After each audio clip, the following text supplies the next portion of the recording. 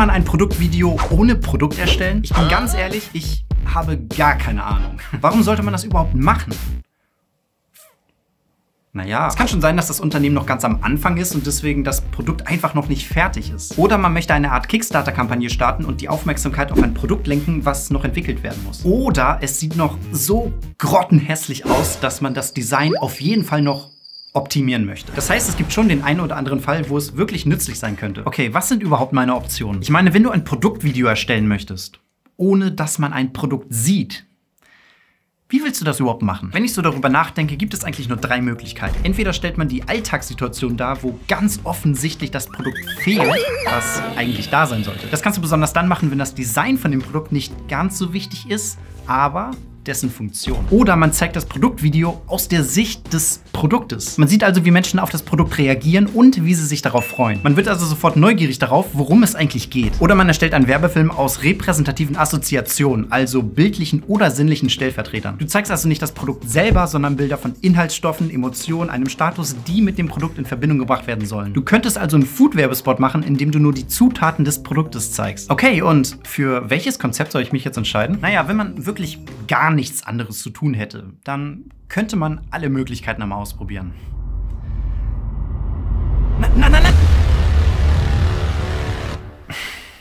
Na gut. In diesem Konzept wollte ich unbedingt ein Produkt, was eigentlich da sein sollte, verschwinden lassen. Und aus irgendeinem Grund musste ich als allererstes an meine Tony Hawk Pro Skater Gaming Zeit zurückdenken, wo es die außergewöhnliche Möglichkeit gab, ohne Skateboard zu skaten. Keine Ahnung, was mit mir nicht stimmt, dass das Erste ist, woran ich denken muss.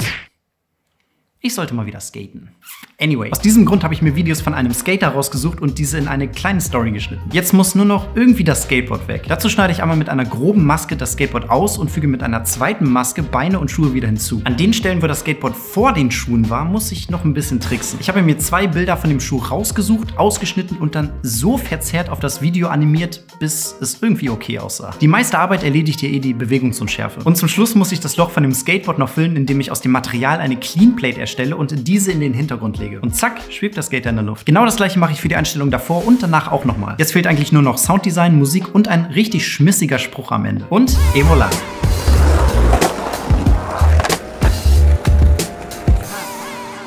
In dem nächsten Konzept möchte ich schauen, wie man mit Assoziationen ein Produktvideo ohne Produkt erstellen kann. Ich weiß ja nicht, wie es dir geht, aber für mich ist hier das Klischeehafteste ein Parfümwerbespot, wo man eigentlich nur die ganze Zeit irgendwelche Models sieht. Und dazu brauche ich ein übergeordnetes Thema, um das ich eine super einfache Story bauen kann. Nach ganzen 10 Sekunden war da meine Überschrift: Was ist richtig? Das Video beginnt daher mit klassischeren Paaren, die mit der Zeit etwas unkonventioneller werden. Die Idee dahinter ist, dass etwas nicht richtig ist, weil es dir jemand sagt, sondern weil es sich für dich richtig anfühlt. Aus diesem Grund brauche ich noch eine zweite thematische und visuelle Ebene, die den inneren Konflikt darstellen soll. Irgendwas zum Thema Maskerade oder Ausbrechen oder irgendwie sowas. Um die beiden Ebenen zu unterscheiden, sind die Paare in schwarz-weiß gehalten und der innere Konflikt in einem satten Goldton. Dann noch ein unglaublich starkes Rauschen drauf, weil Parfumwerbung. Und am Ende habe ich dann noch, ohne Witz, innerhalb von 10, 20 Sekunden einen Text hingeklatscht. Er muss auch nicht wirklich kreativ sein, aber er muss unbedingt einen französischen Akzent haben.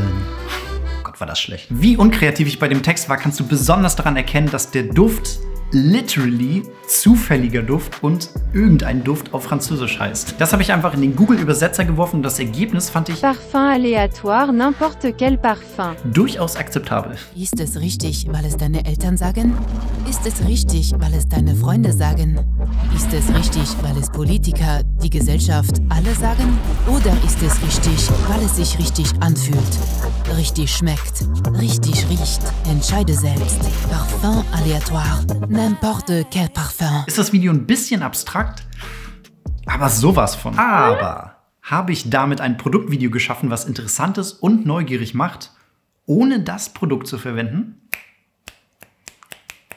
Okay, wie sieht ein Produktvideo aus, was aus der Sicht des Produktes gefilmt wird? Ich hätte nie gedacht, dass ich mir diese Frage jemals stellen werde. Ich glaube, der spannendste Moment dafür ist der Augenblick, wenn das Produkt aus dem Karton geholt wird. Man sieht zum allerersten Mal das Produkt live und eine Vorfreude und Überraschung überkommt einen. Das Setup dafür ist auch super einfach. Zuerst baust du deine Kamera so auf, dass sie relativ niedrig steht und nach oben geneigt ist. Dann schneidest du den Boden von einem Karton aus und befestigst den Karton um die Kameralinse. Sehr viel mehr brauchst du eigentlich nicht. Dann fragst du nur noch 20 verschiedene Freunde und Familienmitglieder, ob sie den Karton einmal aufmachen und dann lachen können. Und mit der richtigen Musik kann man daraus jetzt ein sehr interessantes Konzeptvideo machen.